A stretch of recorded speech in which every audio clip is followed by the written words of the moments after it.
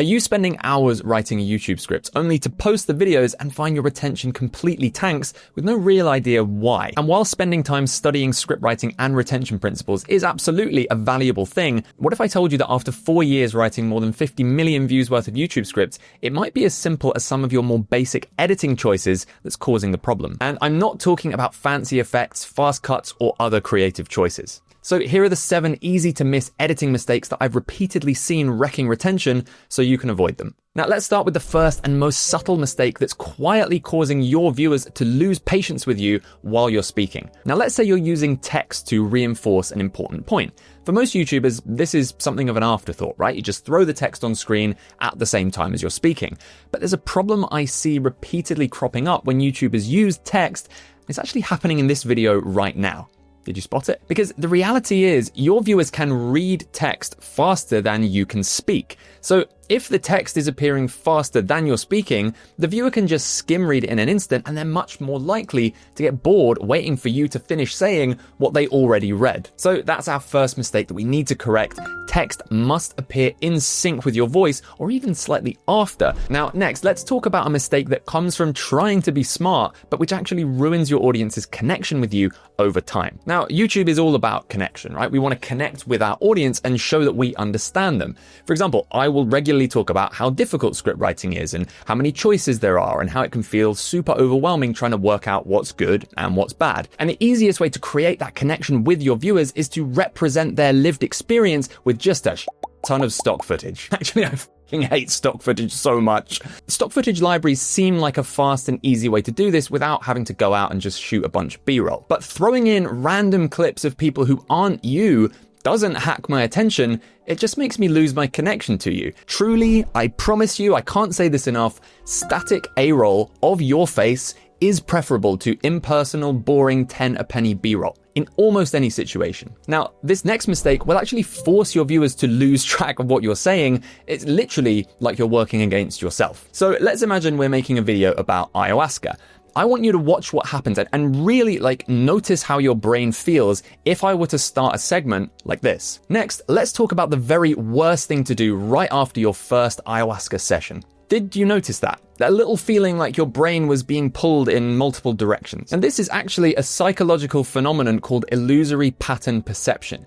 Our brains, as you probably know, are wired to look for patterns, whether they're intentional or not. And the problem is, if your viewer notices a discrepancy between what they see and what they hear, they're likely to ascribe some kind of meaning to it, assuming it's something you've done deliberately, even if you haven't. And what that causes is something that I always refer to as comprehension lag, where even in the split second where the viewer has to stop and think, wait, the text was different to what she said, is there a reason for that? Well, now I've moved on to something else as a YouTuber, and the viewer has to try and catch up with all the other stuff I've said in the meantime. It's subtle, but it's mentally draining for your viewers, and that's the very last thing we want them to feel when watching our content. So that's the third mistake, when the text almost matches the audio, but doesn't. And for another example of comprehension lag, if I were to be talking about some sort of script writing related tip while meanwhile putting this hat on, you might be a little bit distracted by the very encouraging words on my forehead. You're probably going to miss most of the stuff that I'm saying. So seeing as you're already looking at that, you may as well just follow what it says. Now, the fourth mistake is probably the most frustrating that I see because it actively ruins something good that you did at the start of your video. Now, remember how I used this graphic to set an expectation for the structure of this video that you're watching right now? Well, not only is a graphic like this useful for structure, but it also gamifies the video,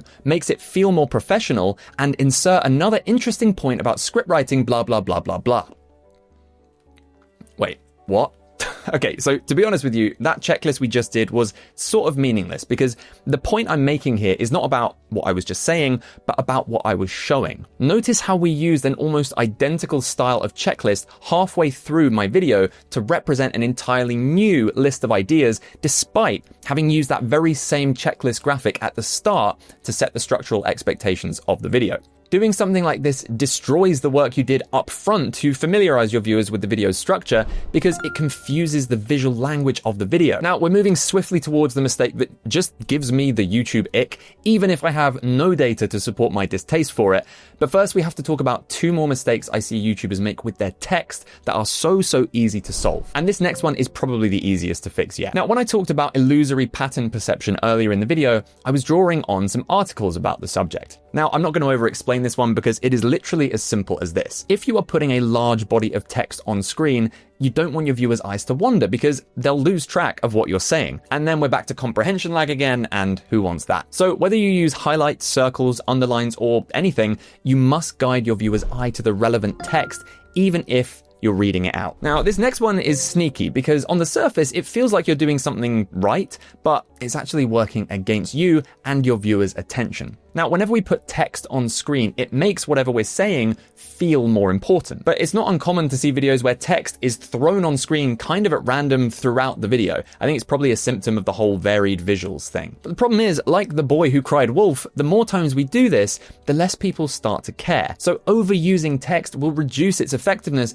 in moments that actually do matter, which means you need to be picky with when you use text. On my channel, we're pushing towards only using it in 3 instances.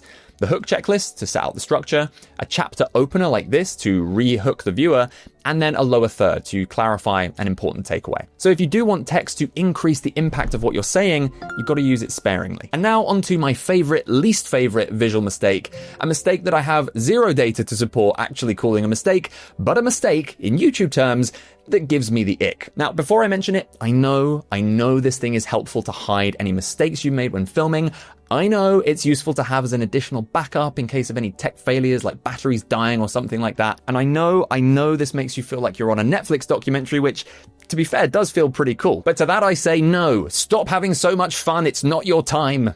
It's not your time. What's that even mean? The 2-angle approach, to me, just feels like it's not native to YouTube. I feel like you're trying to impress me instead of to connect with me. Now, that's not to say that having a second camera is always bad, because sometimes it can make the viewer feel like they're in on a cheeky little secret if you turn to camera like this once in a while. But for this kind of it just looks But what if your script isn't solid and you don't even realize it? Well, you can check out this video next, where I break down exactly how I went from scrambling for freelance scriptwriting gigs to building a 6-figure per year business as a scriptwriter, so you can learn the most important scriptwriting principles that it took me 4 years to figure out by myself.